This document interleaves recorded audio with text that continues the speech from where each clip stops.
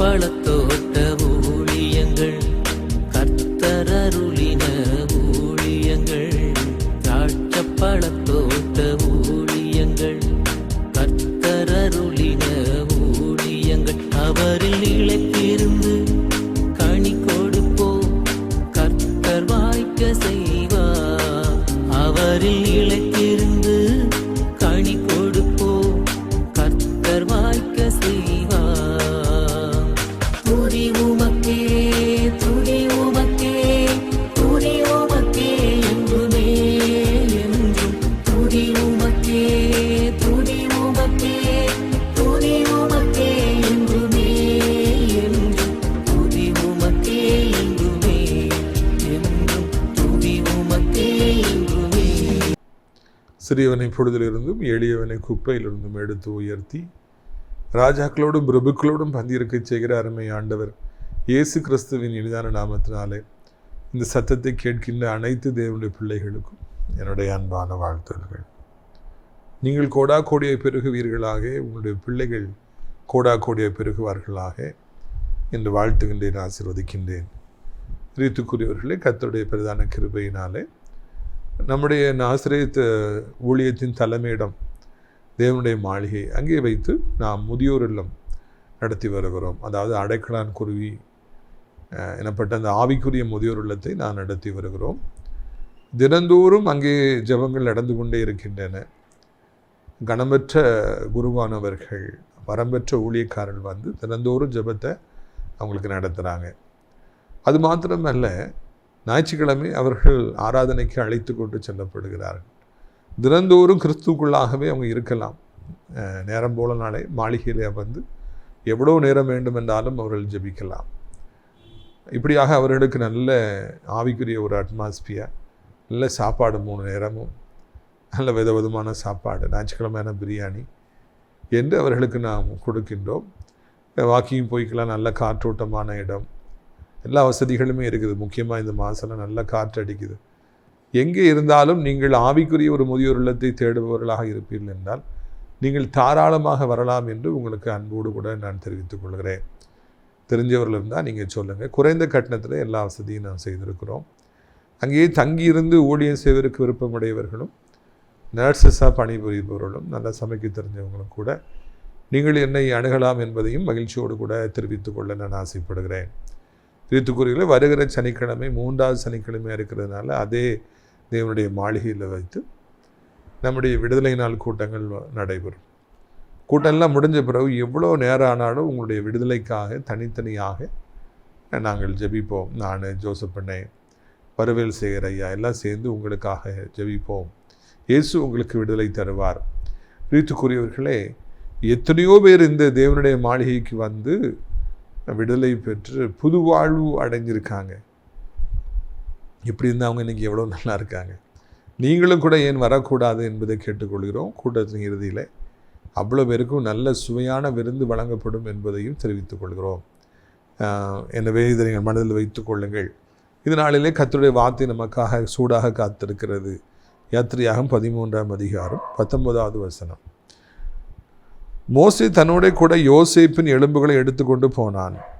தேவன் நிச்சயமாக உங்களை சந்திப்பார். அப்பொழுது உங்களோட கூட என் எலும்புகளை இவ்விடத்திலிருந்து கொண்டு போங்கள் என்று யோசேப்பு சொல்லி இஸ்ரவேல் புத்திரரை உறுதியாக ஆணையிடும்படியாக செய்திருந்தார். பார்த்தீங்களா, இந்த வசனம் என்னை மிகவும் பாதித்த ஒரு வசனம். எத்தனையோ பேர் இந்த பைபிளில் இருக்கிறாங்க, கதாநாயகர்களாக, சரித்திரம் படைத்தவர்களாக, தேவனுடைய ஊழியத்தை செய்தவர்களாக, கர்த்தருடைய பிள்ளைகளாய் வாழ்ந்தவங்க எத்தனை பேர் இந்த பைபிள் இடம் பெற்றிருக்கிறாங்க. ஆனால் யோசேப்பு ஒரு வித்தியாசமான ஒரு வைராக்கியம் உடையவராக இருந்தார். நான் இந்த இடத்துல இருக்கிற, இது அந்நிய இடம், இது நம்முடைய நாடு அல்ல, வாக்களிக்கப்பட்ட நம்முடைய நாடல்ல. நம்முடைய முற்பிதாக்களுக்கு, அதாவது ஆபிரகாமுக்கு, ஈசாக்கு, யாக்கோபுக்கெல்லாம் இன்ப கானான் தேசத்தை தருவேன் என்று ஆண்டவர் வாக்கு பண்ணியிருக்கிறார். நிச்சயமாக அதை செய்வார். இப்போ நான் நல்லா இருக்கிறேன், எகிப்திலே அதிபதியாக இருக்கிறேன், இங்கே நான் ஒரு கதாநாயகனாக இருக்கிறேன், என் காலை வந்து எத்தனை பேர் உள்றாங்க, எவ்வளோ பேருக்கு சாப்பாடு போடுறேன், ஆனாலும் இது என் நாடு கிடையாது. அதனால் என்னை புதைச்ச பிறகு, என் காலம் முடிஞ்ச பிறகு என்னுடைய எலும்புகளை எப்படியாவது நீங்கள் அந்த இன்ப கானா நாட்டுக்கு கொண்டு போயிருங்க என்று அவர் முதலாவதாகவே அவர் சொன்னாராம், வைராக்கியத்தை பார்த்தீங்களா, எலும்பு கூட இங்கே இருக்கக்கூடாது, ஆண்டவருடைய நாட்டுக்கு தான் போகணும், வாக்களிக்கப்பட்ட நாட்டுக்கு தான் போகணும் என்று சொல்லி அவர் ஒரு வைராக்கியத்தோடு கூட இருந்தார். யோசேப்புக்கு பல முகங்கள் உண்டு.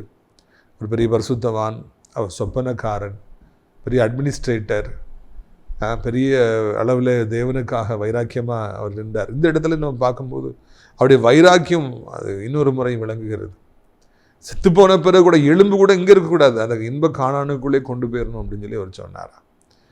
பிரியத்துக்குரியவர்களே, இந்த பூமியில் வாழுகிற அனைவருமே யாராக இருந்தாலும் சரி, எந்த ஊரை சார்ந்தவராக இருந்தாலும் சரி, என்ன மொழி பேசுகின்றவராக இருந்தாலும் சரி, என்ன பின்புலத்து வந்திருந்தாலும் சரி, நிச்சயமாக வாழ்வில் ஏதோ ஒரு காலகட்டத்தில் நீங்கள் வைராக்கியம் கொள்வீர்கள் என்பதில் எந்த விதமான மாற்று கருத்தும் கிடையவே கிடையாது.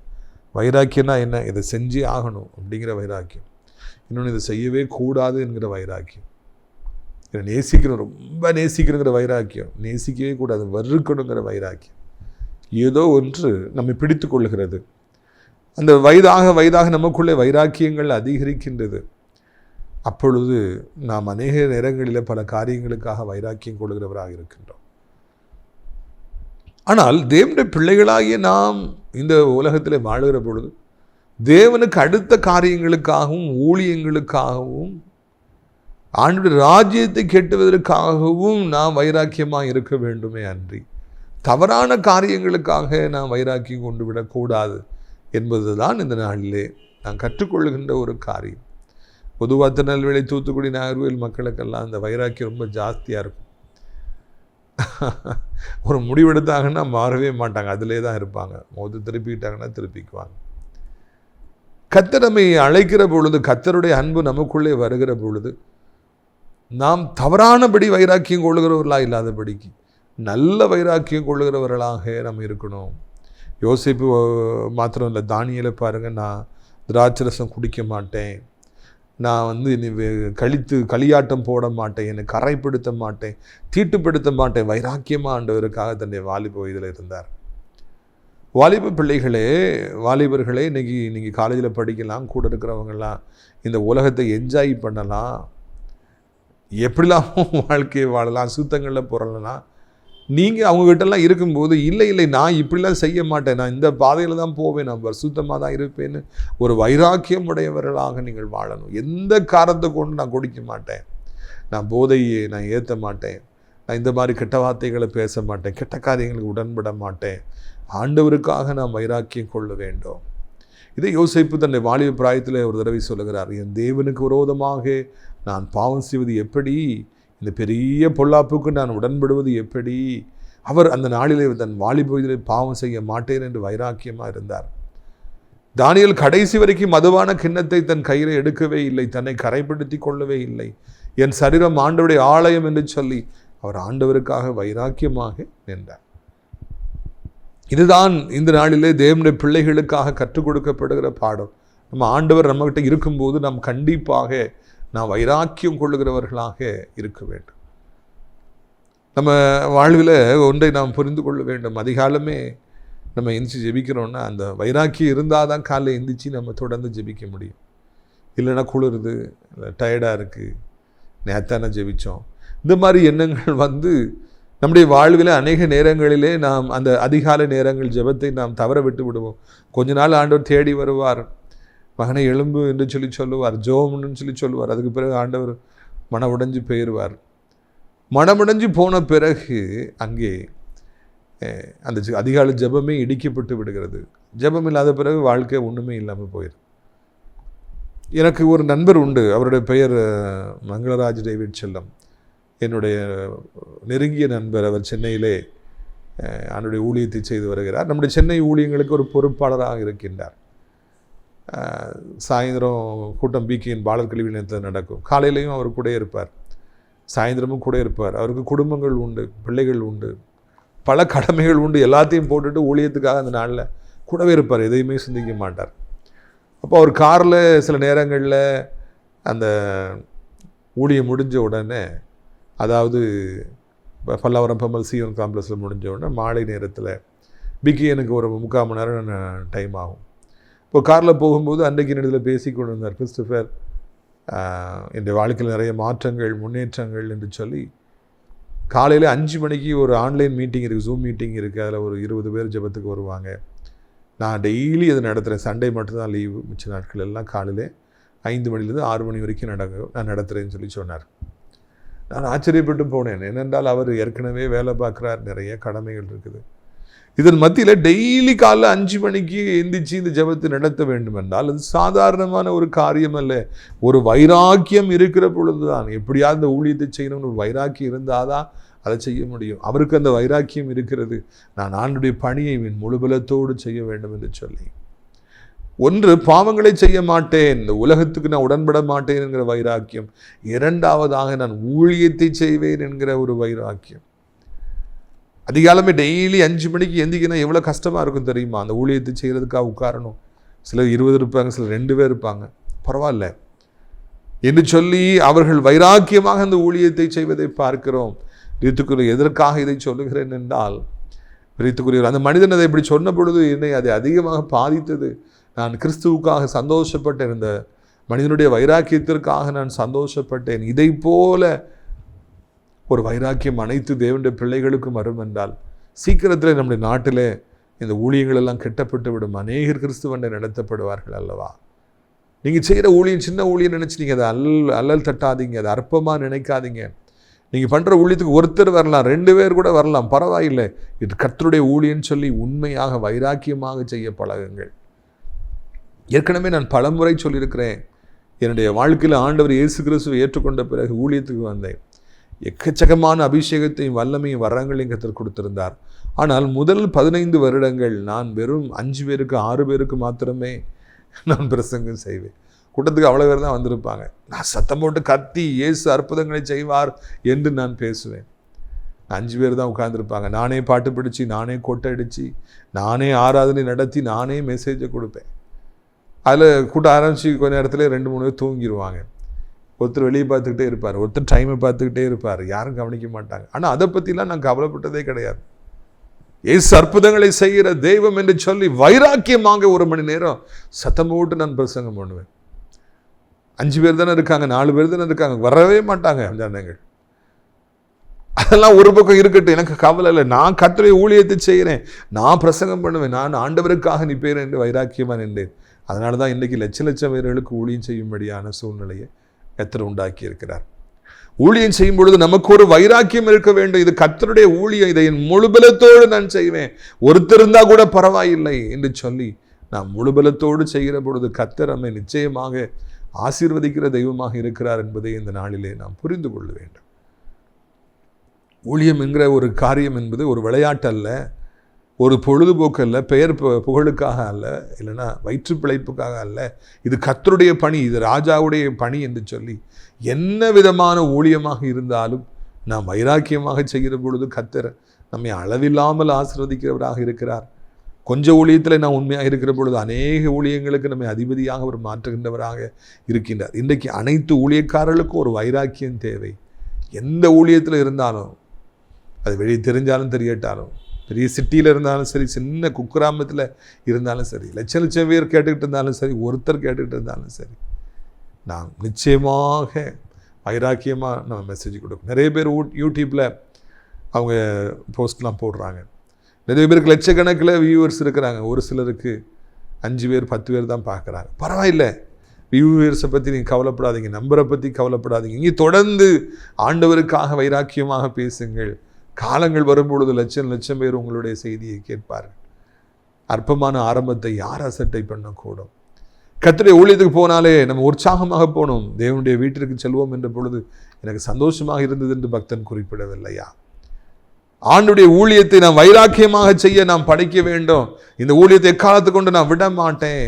எவ்வளவு பிரச்சனைகள் வந்தாலும் நான் விட மாட்டேன். எவ்வளவு போராட்டங்கள் வந்தாலும், எவ்வளவு எனக்கு அவமானங்கள் வந்தாலும் பரவாயில்லை, கர்த்தருடைய பணியை நான் முழுபலத்தோடு செய்வேன் எனப்பட்ட ஒரு வைராக்கியம் நமக்கு தேவையாக இருக்கின்றது.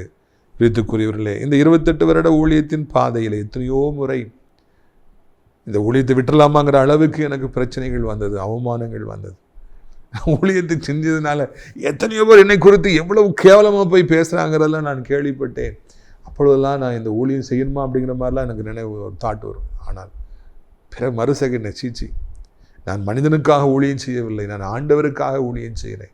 ஊழியத்துக்கு சம்பந்தமே இல்லாதிருந்த என்னை ஆண்டவர் அவர் எவ்வளவு அதிசயமாய் தெரிந்து கொண்டு உள்ளே வந்து இந்த ஊழியத்தில் பயன்படுத்துகிறார். It's no turning back. இறுதி மூச்சிருக்கிற வரைக்கும் ஊழியம் செய்வேன் என்று சொல்லி உடனடியாக நான் கிறிஸ்துவுக்குள் என்னை பலப்படுத்துவேன். பிரியத்துக்குரியவர், நீங்களும் பலப்பட்டு ஊழியம் செய்யுங்கள். வைராக்கியமாக ஊழியம் செய்யுங்க. ஞாயிற்றுக்கிழமை வைராக்கியமாக சர்ச்சுக்கு போங்க. சண்டே சர்ச்சு நான் ஆராதனைக்கு போவேன். ஒரு நிமிஷம் கூட தாமதமாக போக மாட்டேன்.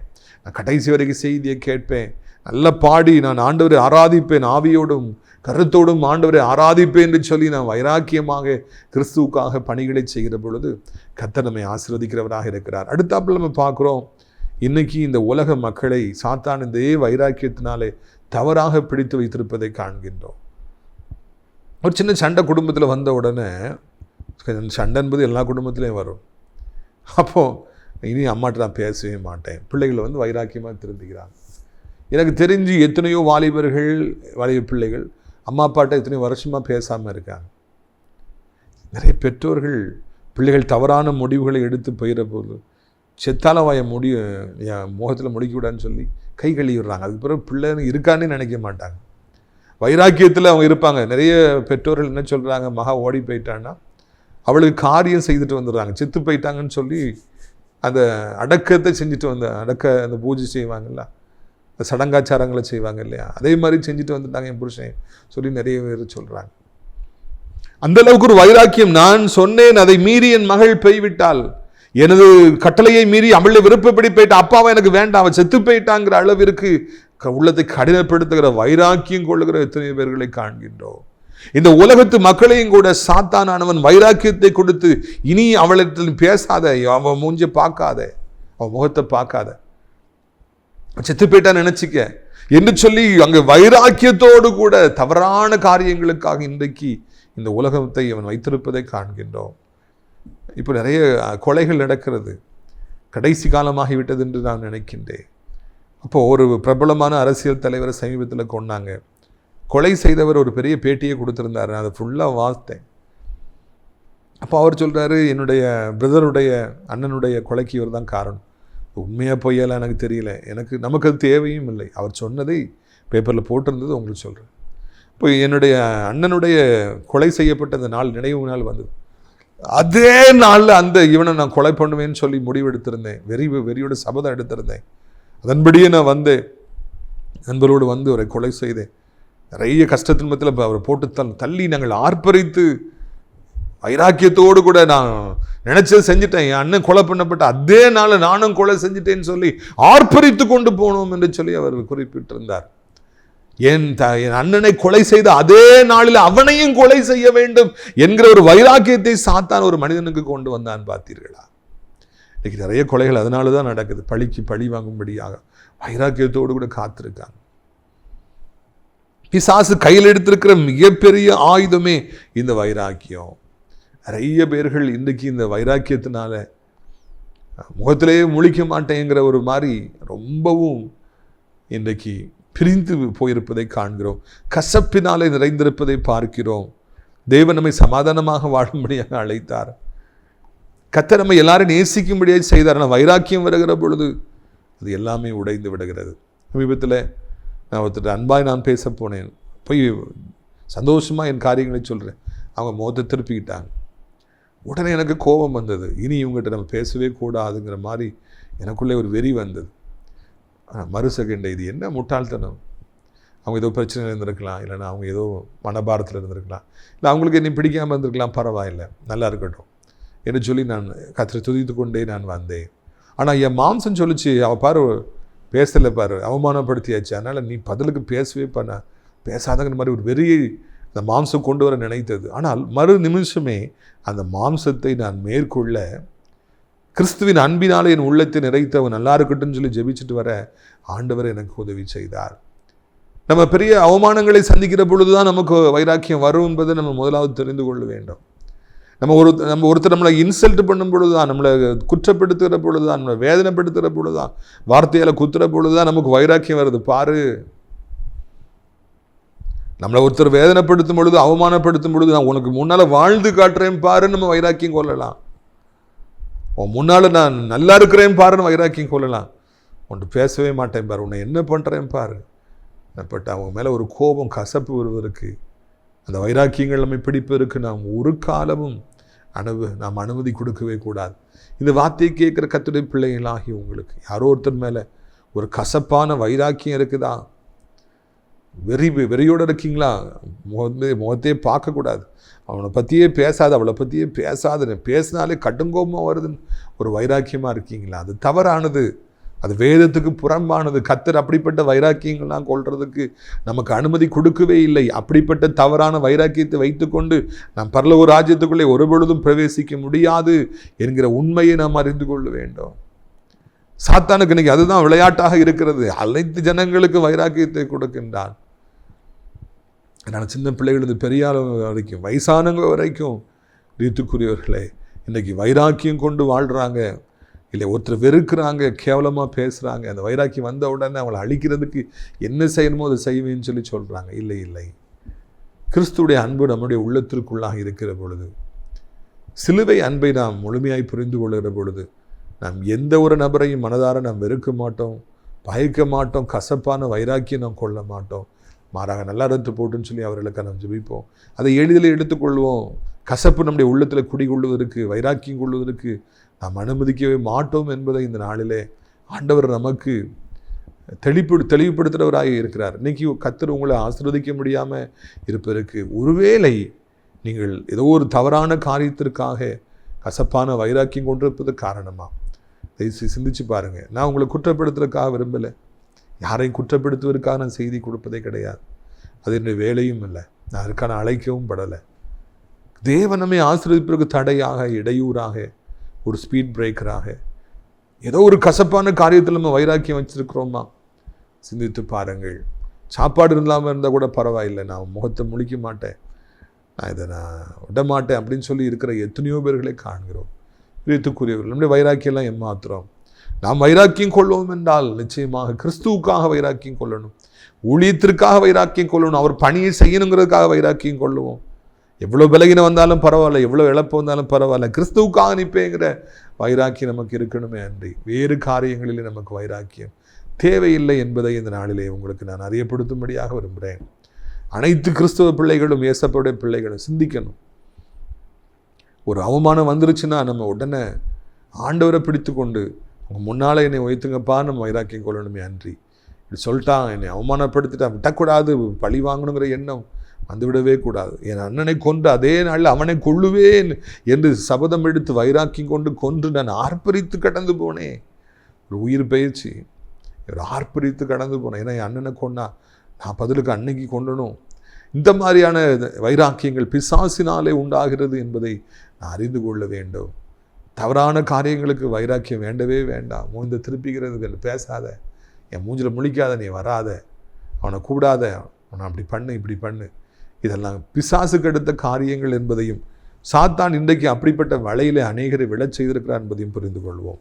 உங்களுடைய ஆசீர்வாதங்களுக்காக நான் ஜெபிக்கும்படிய ஒரு முறை கண்களை மூடுவீர்களா? அப்பா பிதாவை, ஒரு அருமையான ஒரு செய்தியை கேட்க கர்த்தர் எங்களுக்கு உதவி செய்திருக்கிறீங்க, அதற்காக நன்றி.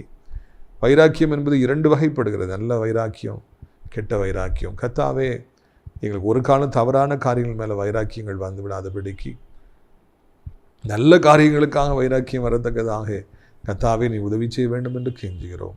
இப்படி வல்லமை ஒவ்வொரு மீதும் இறங்கட்டும், ஒவ்வொருவருடைய வல்லமை சந்திக்கட்டும். கர்த்தாவே, இந்த நாளிலே தகப்பனே நம்முடைய வல்லமை ஆண்டவரை நாங்கள் பெற்றுக்கொள்ளத்தக்கதாக உதவி செய்யுங்க. முக்கியமாக ஆண்டவரை, கசப்பான வைராக்கியத்தில் இருப்பவர்கள், அந்த அளவுக்கு ஒரு நபரை முழு பலத்தோடு வெறுக்கிறவர்களுக்கெல்லாம் ஆண்டவரை அந்த வைராக்கியம் உடைந்து போய், அந்த கசப்பு உடைந்து போய் நேசிக்கத்தக்கதான கிருபையை தார். இது மனுஷனாலே கூடாது, ஆனால் தெய்வத்தினாலே கூடும். அதற்காக நன்றி.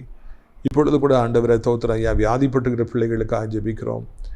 வியாதி இன்றைக்கு அநேக குடும்பங்களை அழித்து கொண்டிருக்கிறது, சமாதானத்துக்கு எடுத்து கொண்டிருக்கிறது, பயங்களை கொண்டு வந்து கொண்டிருக்கிறது. நீங்கள் அவர்களை காப்பாற்றுங்கப்பா. எந்த புண்ணு இருந்தாலும் ஏசப்பாவுடைய நாமத்தினால இப்பொழுதே மறைந்து போகட்டும் என்று கெஞ்சுகிறோம். அந்த புண்ணுங்களை தொடுங்கப்பா, தோளினாலே மூடுங்க. மனுஷருக்கு சரத்தை படைச்சது நீங்கள் தானே, அந்த குறைவெல்லாம் சரியாக்குங்க. ஆண்டவரை கிட்னி சரியில்லையா, புது கிட்னியில் கூட. ஹார்ட் சரியில்லையா, புது ஹார்ட்டை வைங்க. லங்ஸு சரியில்லையா, புது லங்ஸை பொறுத்துங்க. நரம்புகள் சரியில்லையா, இத்து போயிடுச்சா, புது நரம்பை பொறுத்துங்க. நம்முடைய பிள்ளைகள் பல காரணங்களால் வியாதிப்பட்டிருக்கிறாங்க. அது எல்லாத்தையும் மறந்து மன்னித்து ஆண்டவர் அவர்களுக்கு புது வாழ்வு கொடுக்கும்படிக்கு ஜெபிக்கிறோம். ஆண்டவரை சோத்திரம். குனிய முடியல, உட்கார முடியல, நடக்க முடியல, ஓட முடியல, சாப்பிட முடியல, தூங்க முடியல, ஐயோ எனக்கு வேலைக்கு போக முடியல, படிக்க முடியல என்று சொல்லி அங்கலாக்கிற பிள்ளைகள் எல்லோருக்கும் மனம் இறங்கி அப்படி வேண்டுதலை விண்ணப்பத்தை நிறைவு செய்தவர்களை அளவில்லாமல் ஆசீர்வதிக்க வேண்டும் என்று சொல்லி கெஞ்சுகிறோம். ஐயா இறைவா, இந்த அருமையான நாளிலும் கூட தகப்பனே, நல்ல காரியங்கள் நடக்காதா, வேலை கிடைக்காதா, திருமணம் ஆகாதா, குழந்தை கிடைக்காதா, ஒருவேளை இந்த வாழ்க்கையில் ஒரு இன்பம் வராதா, என் பிள்ளைக்கு இந்த நல்ல காரியம் நடக்காதா, இந்த வீடு விற்காதா, நிலம் விற்காதா, ஒரு நல்ல செய்தி வராதா, ஏதாவது ஒரு டேர்னிங் பாயிண்ட் வராதா என்று சொல்லி ஒரு பிரேக் த்ரூக்காய் காத்திருக்கிற அத்தனை பேர்களுக்காக ஜெபிக்கிறோம். நெடுங்காலமாய் காத்திருத்தல் இதயத்தை இழைக்க பண்ணும் ஐயா. இன்றைக்கு இப்பொழுது ஒரு அற்புதத்தை செய்யுங்க. மருத்துவர்களை மீறி, சான்சஸை மீறி மெடிக்கல் மிராக்கிள் நடக்கட்டும். கர்த்தாவே, நீங்கள் அற்புதங்களை செய்யுங்க, அதிசயங்களை செய்யுங்க. ஆண்டவருடைய பிள்ளைகளுக்கு சந்தோஷத்தை கொண்டு வாருங்க. ஒரு நிமிடம் போதுமே, ஒரு வார்த்தை போதுமே ராஜா. ஒருவருடைய வாழ்க்கை தலைகீழாய் புரட்டி போடுவீரே. பிஸ்னஸில் கடன்பட்டு நொறுக்கப்பட்டு எல்லாத்தையும் இழந்து தவிக்கிறவர்கள் உண்டு. வருமானம் இல்லாமல் எப்படி வாழ முடியும் ராஜா? இன்றைக்கு இப்பொழுது கர்த்தாவே, பணம் இல்லை என்று தவிக்கிறவர்கள், கடன் பிரச்சனையால் தலை குனிஞ்சு நிற்கிறவங்க, வட்டிக்காரருடைய பேச்சை கேட்டு என்ன செய்யணும் தெரியாமல் தவிக்கிறவங்க, இஎம்ஐ கட்ட முடியாமல் தடுமாறுறவங்க, ஒவ்வொருவருக்கும் கர்த்தர் உதவி செய்ய வேண்டும் என்று சொல்லி கெஞ்சுகிறோம் ஐயா. இந்த நாளிலே ஒரு அற்புதத்தை செய்யும் அப்பா. இந்த நாளிலே ஒரு அதிசயத்தை செய்யும் ஐயா.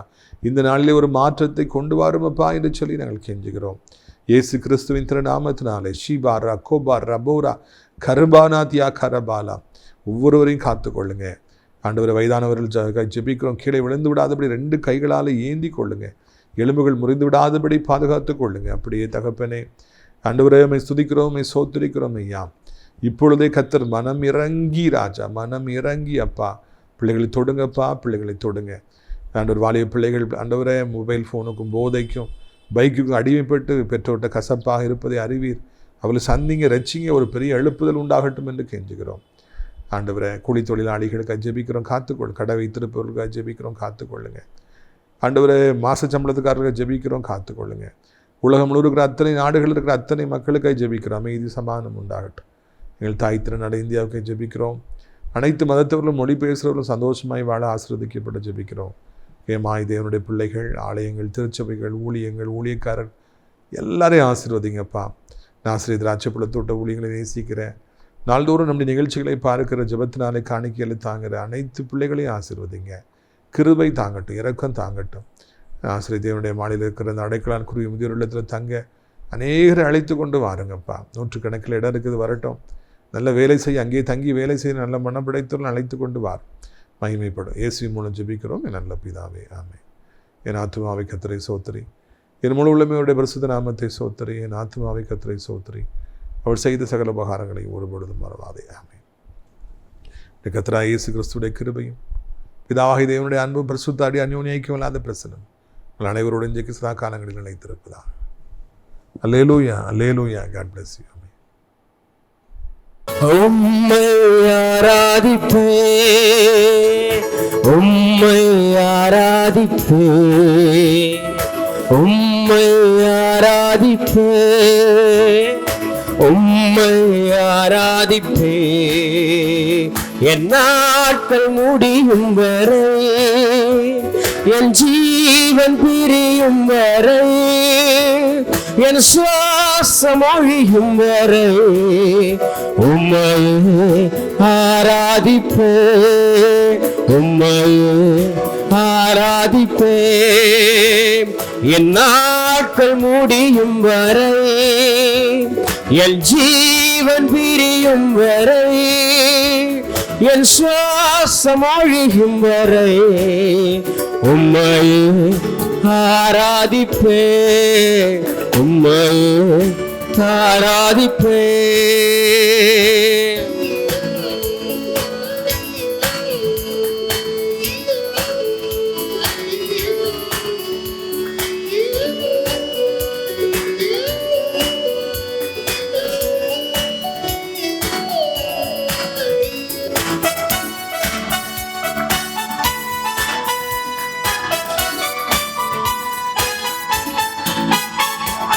தாயின் கருவில் உருவாகும் முன்னே பெயர் சொல்லி அழைத்தவர் நீரே. தாயினும் மேலாக அன்பு வைத்து நீர் எனக்காக ஜீவன் தந்தீரே. தாயின் கருவில் உருவாகும் முன்னே பெயர் சொல்லி அழைத்தவர் நீரே. தாயினும் மேலாக அன்பு வைத்து நீர் எனக்காக ஜீவன் தந்தீரே. என் நாட்கள் முடியும் வரை, என் ஜீவன் பிரியும் வரை, என் சுவாசம் ஒழியும் வரை உம்மையே ஆராதிப்பேன், உம்மையே ஆராதிப்பேன்.